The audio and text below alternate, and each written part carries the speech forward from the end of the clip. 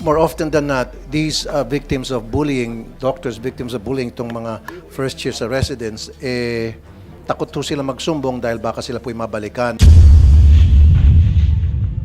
Do you have that in your website, sir? Nakalagay doon yung cellphone number or telephone number or email? Ilalagay po natin para... Ilalagay nyo pa lang po. At matagal na po yung nangyari itong pangbubuli po sa mga ang aming crisis The reason why, hotline... sir, excuse me. Marami na po akong natatanggap ng mga complaints from patients sa mga public hospitals na nasisigawan, napapagalitan, na nabubuli po ng mga doktor. No, I mean for doc. Sec. Okay, thank you. Now, Mr. Chair, if you'll allow me, meron lang po sana akong kunting mga katanungan lang and then later on we can proceed with... Yes, kasi during the last hearing, nakausap po natin yung Secretary ng Department of Health pertaining dun sa bullying sa mga doctors sa mga ospital. Okay, so meron na ho ba tayong development dito, Secretary Herbosa? Yes, Senator, Mr. Chair. Gusto ko sana i-update yung meron 2 cases of suicide allegedly related to bullying.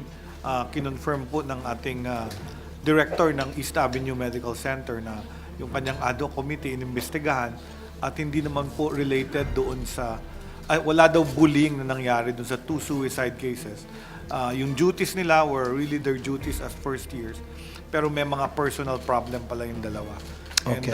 And the families are not pursuing any case of bullying against the hospital.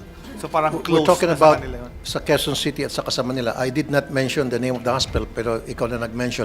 So meron pa sa Manila. Kasi ang nakarating sa akin mismo from the hospital staff, ito raw po yung mga first year yung mga first year na mga doktor nagtitrain sa ospital na yon na sila'y nabubuli at hindi na lang doon nila makayanan yung pressure, yung pamamaya. That's why they committed suicide.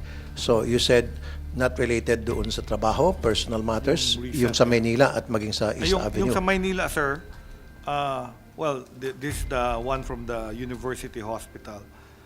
Wala tayong jurisdiction doon, pero ang sabi sa akin, 10 years old na raw yung report na case na yon. So ang family decision then about the suicide is they don't want to be investigated. Sige. So and then para sa Yung sa information UST lang, po, Doc, na yun, ni-rape ng kanyang senior. ay hindi ko na follow up yun kasi legal may case yata yun, Okay. sir. Sige. Sir, for your Investigate it, information, Doc. ang isa is on the reiteration of the rights of healthcare workers against bullying, harassment, and discrimination. So may draft kami, we will provide your office with a copy of this draft. And the other one is, nag-survey kami sa mga hospitals namin. We found kung may mga nagre-report. At meron kaming 2 na nakita out of 26 reports. Kasi may 26 reports, usually nagre-report yung bullying, Senator, sa 888 or some other channels. Pero hindi nagbibigay ng detail. So our problem is we have like 26 na ni-report na bullying daw, pero pag investigate walang detalya. So ang hirap mag-forward except for 4 cases.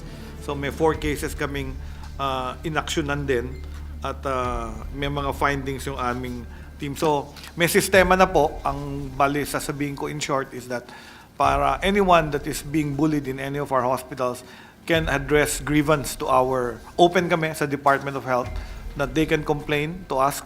So meron po kayong hotline, sir, May, that they can call kahit na in confidence and then ma-actionan po ng DOH. Kasi more often than not, these victims of bullying, doctors, victims of bullying, itong mga first year sa residents, takot po sila magsumbong dahil baka sila po'y mabalikan at lalo po silang ipitin. sige sir, i-announce na lang namin yung hotline namin. Although meron kaming available for mental health. Meron kaming hotline. Do you have na that in your website, sir? Nakalagay doon yung cellphone number or telephone number or email? Ilalagay po natin para... Ilalagay nyo pa lang po. grievance, opo. At matagal na po yung nangyari itong pangbubuli So, po sa ang mga aming doktor. crisis The reason why, hotline- sir, excuse me, para maintindihan po natin lahat dito, The reason why I'm raising this issue, for me, this is really important. Marami na po akong natatanggap ng mga complaints from patients sa mga public hospitals na nasisigawan, napapagalitan, na nabubuli po ng mga doktor. And mostly these doctors are, sila yung mga residents, yung mga first year, second year. Bakit ganun sila mag-akto? Kasi biktima rin silang pambubuli. So yung ginagawa sa kanilang mga seniors, pagdating doon sa ER, pagdating doon sa floor, ginagawa nila sa kanilang mga pasyente. Do you understand po, Doc? Yes, Mr. Chair. And do you agree with me na ganun po usual ang nangyari? So dapat po, we have to take care of our doctors. Para the doctors will take good care of the patients. Okay. And then, follow-up din po, meron na ba kayong ginawa doon sa sinasabi ko na magpa-scale sa lahat ng mga ospital, yung patient's rights and doctor's rights as well? Has that been done? Yes po, yung sa East Avenue, meron na silang pinadala sa aking mga poster on bullying and rights. Tapos meron din kaming number na, yung number ng aming crisis I hotline mean is po, Doc, 1553. sa mga ER, dapat may nakapaskil na mababasa po ng mga pasyente, ano po yung mga karapatan ng mga pasyente, ito po yung mga karapatan ninyo. Hindi kayo pwedeng palayasin kung wala kayong pera, kailangan gamutin muna kayo, etc. etc. Ginawanan sa East Avenue po ito. Good. So nag-post na sila, tapos Very good. Again, Wag lang po dapat sa East Avenue, sa lahat po dapat Sa ng lahat po. ospital. Not only public, pati private po. Para malaman po ng mga pasyente kung ano po yung mga karapatan nila. sige po, we'll issue an administrative order to make notices sa emergency rooms. about Can the patient I rights. get a copy of that administrative order once sir. it's issued, sir? Yes, sir. We will submit to your office. Okay. So, doon sa bullying, Yung sa bullying, may stop repeat na? ko lang po yung hotline, crisis hotline 1553. At may cellphone number kung gusto nila, 0919-057-1553 or 0917-899-8727. Okay.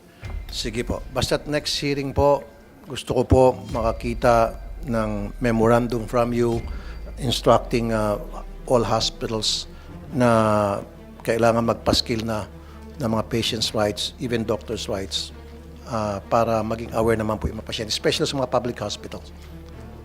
Okay, so okay Yes, tayo Mr. Chair, dyan, Doc. we will comply. More often than not, these victims of bullying, doctors, victims of bullying, itong mga first year sa residents, takot po sila magsumbong dahil baka sila po'y mabalikan at lalo po silang ipitin. Sige sir, i-announce na lang namin yung hotline namin. Although meron kaming available for mental health, meron kaming hotline. Do you have na that in your published. website, sir? Nakalagay doon yung cellphone number or telephone Palalagay number ko po, or palalagay. email?